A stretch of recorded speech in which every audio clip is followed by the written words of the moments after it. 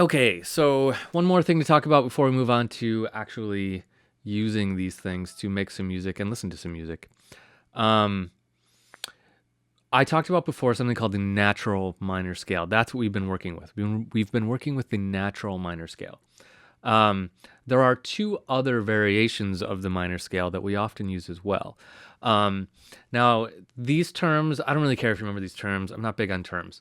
Just remember that there's kind of exceptions to the minor scale and things that we've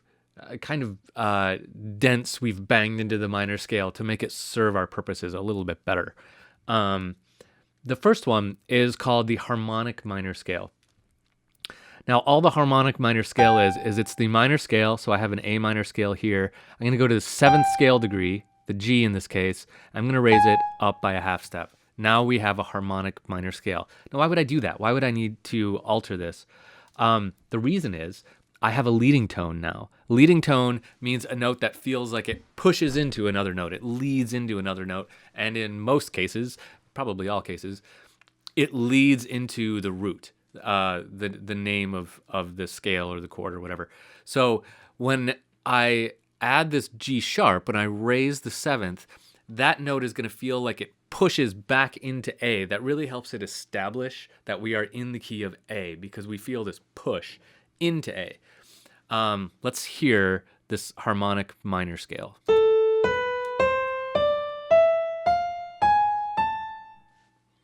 Okay, so you could feel on this note, this G sharp, this like leading in to A. If I stopped it right on that G sharp, you would feel very unfulfilled. You would feel like we were going somewhere and now it just stopped. So let's actually try that. I'm going to stop it right on the G sharp.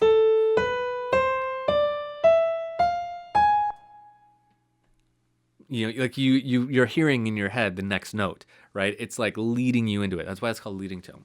So that helps us just establish the tonic of A minor. Whereas if we don't have that, if we just have the G in the natural minor scale, then we don't have that push of a leading tone. So sometimes we do use that leading tone push. It also gives the scale a little bit different quality, right? Like it sounds different. It's got this kind of like I don't want to like stereotype, but this like kind of like older gypsy kind of sound from this gap and the leading tone. So there's a minor third in here and there's also a leading tone. Let's hear it one more time. Right? So it's got that leading tone in there and it feels good. Sometimes there's another variation of the minor scale and it's called a melodic minor scale, and all that one is raising the sixth and the seventh. So this is our natural minor scale. To go to a melodic minor scale, we raise the sixth and the seventh. And that gives us kind of more of a leading tone. It also makes it so that some of our chords turn out major, which is important sometimes. So let's hear this one.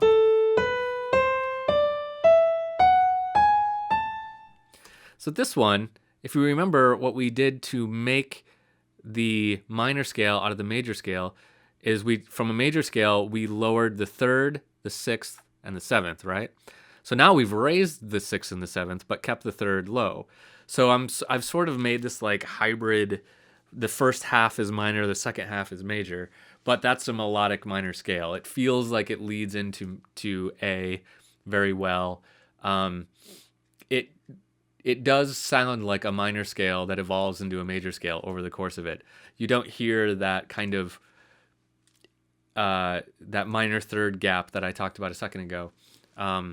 It's just different. But sometimes we use these in a minor scale, especially when we're working on melodies. We'll talk more about this kind of stuff when we get into working on melodies.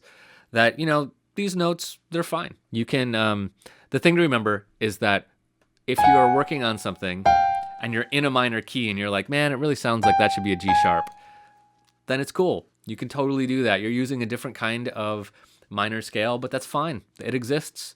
So don't ever let the theory dictate what you write. You should always let your ear dictate what you write. But that being said, this particular theory can account for when you say, man, I really wish that was a G sharp. You can do it. So that's the harmonic and the melodic minor scales. Okay, moving on.